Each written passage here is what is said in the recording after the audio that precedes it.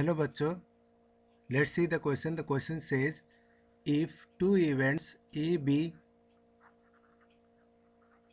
are such that P of A complement is 0.3, P of B is 0.4 and P of A intersection B complement equal to 0.5, then P of B slash A union B complement is equal to. So key concept of this question is conditional probability,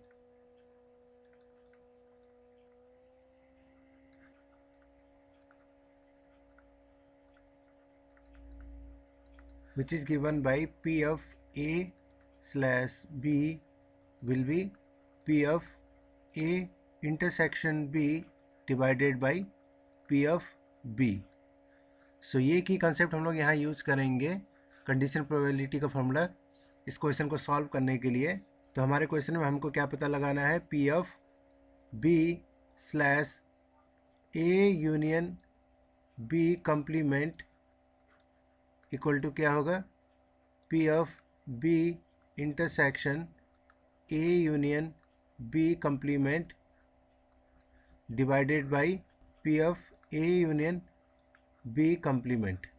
probability of B intersection A union B complement को हम लोग क्या लिख सकते हैं यहाँ पे, P of B intersection A union P of B intersection B complement divided by probability of A union B complement को हम लोग कैसे डिफाइन करेंगे यहाँ पे, P of A plus P of B complement minus P of A intersection B complement.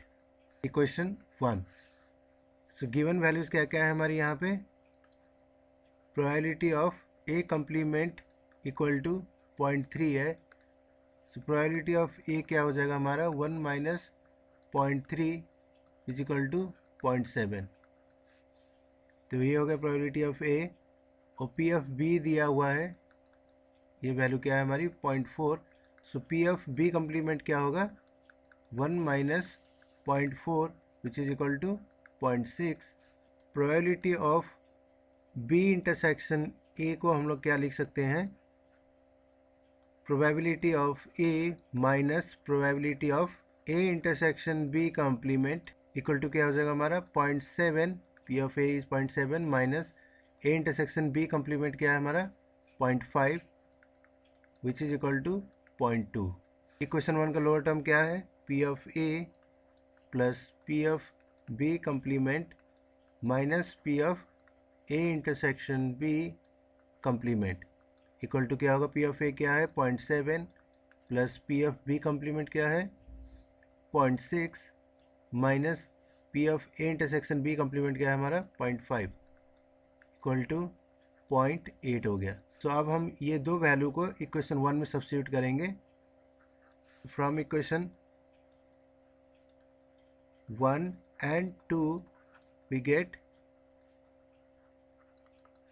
P of B slash A union B complement equal to 0.2 divided by 0.8 equal to 1 by 4 answer.